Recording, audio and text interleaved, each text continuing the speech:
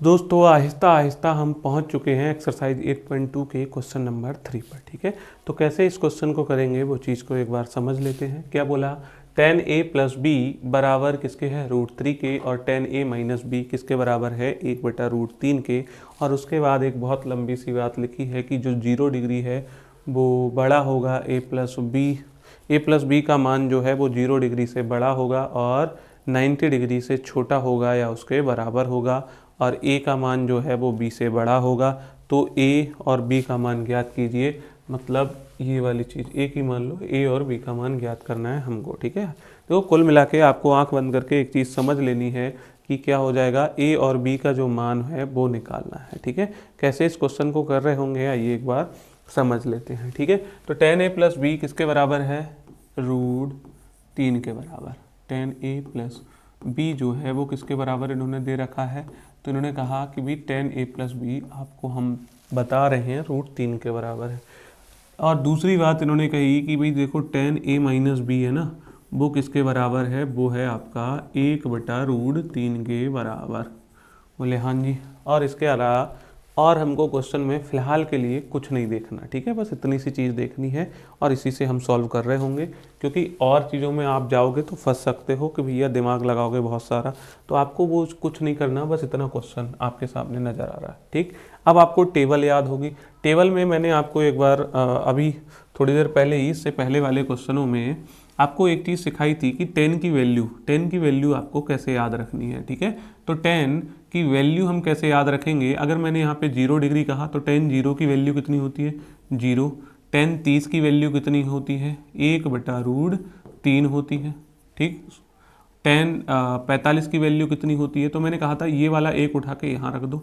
ठीक, और फिर हमसे कहा गया कि भैया tan 45 हो गया, tan 60 की वैल्यू कितनी होती है, तो हमने कहा था कि भी tan 60 डिग्री यहाँ पे लिखोगे, और tan 60 की कितनी हो जाएगी, ये देखो एक यहाँ पे रखा था, √3 हमने उठा के यहाँ पे रख दिया था। और tan 90 की वैल्यू क्या हो जाती है आपकी, अपरिभाषित हो जाती है या अनंत तक चली जाती है। ये वाली बात हमने सीखी थी। ठीक है, तो tan a प्लस बी की वैल्यू अगर जो हमारी है वो कितनी है, √3।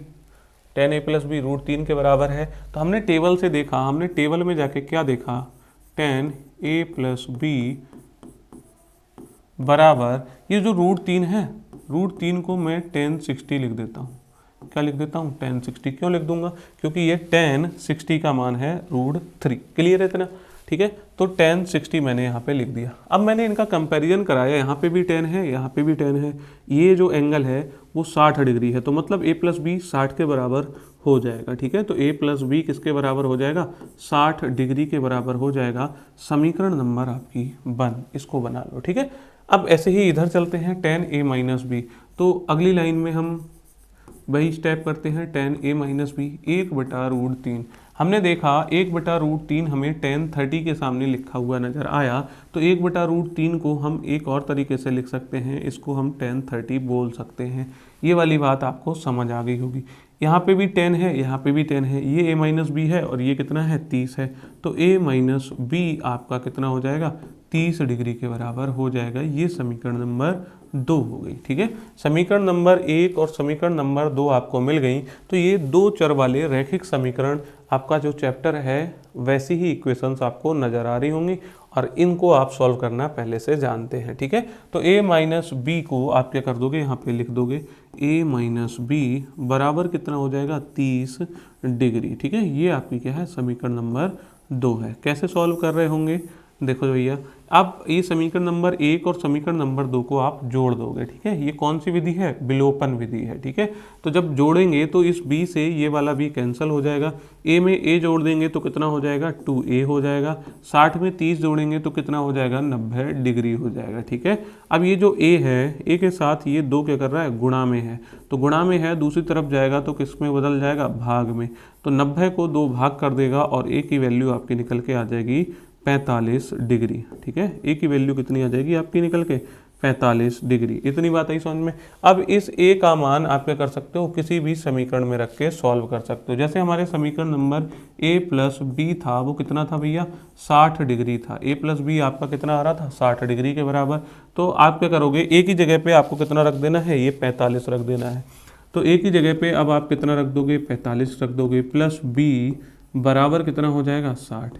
ये 45 इधर काय का है, प्लस का है, उधर जाके क्या हो जाएगा आपका, माइनस हो जाएगा। तो 60 माइनस कितना हो जाएगा आपका, 45 हो जाएगा।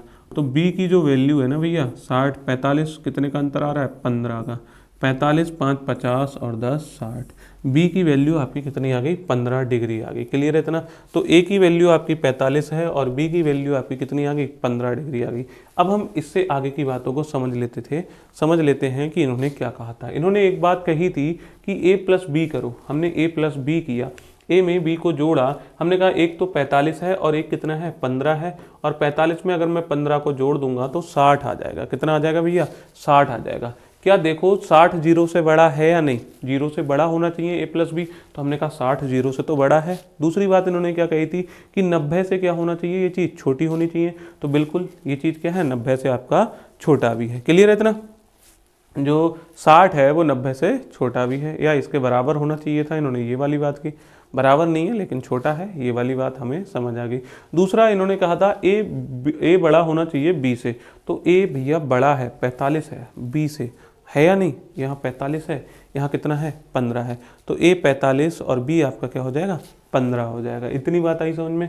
और ए और बी का मान निकालिए, आप निकाल चुके हैं। तो ये था आपका क्वेश्चन नंबर 3। उम्मीद है ये वाली बात आपको समझ आ गई होगी। जो हमने प्रयास किया है ये प्रयास आपको पसंद आया होगा। और अगर पसंद आया है तो आप इसके लिए हमारा चैनल सब्सक्राइब कर सकते हैं, वीडियो को लाइक कर सकते हैं और दिल से कमेंट कर सकते हैं।